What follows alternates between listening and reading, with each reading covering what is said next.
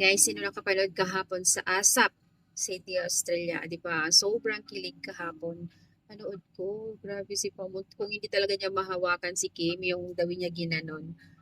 Talagang, sabagay, prepared nila yun eh. So, ayan guys, most uploaded sa audience, Kim Pao. Congratulations, Kim Pao. Grabe, ang kilig. Muli nagpakilig ang Kim Pao sa mga netizens na andoon nanonood live.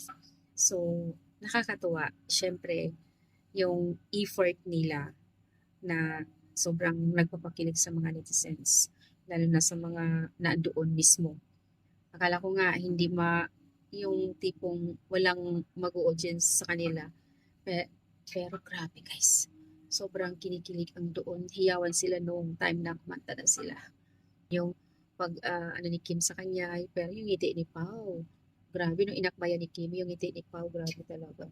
Bihira lang natin makita si Pao na yung kinilig, yung ngiti niya, na halos abot sa, kasi nga, bihira lang natin nakikita si Pao na gano'n. So, sobrang thankful tayong lahat dahil masaya, syempre, nagpakilig mo rin ang Kim Pao sa mga fans.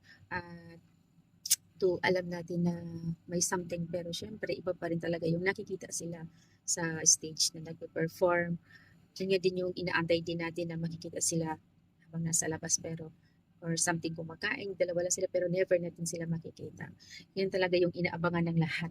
Pero masaya na tayo doon guys kasi nakapag-perform sila, nagpapakilig sa mga audience. Diba?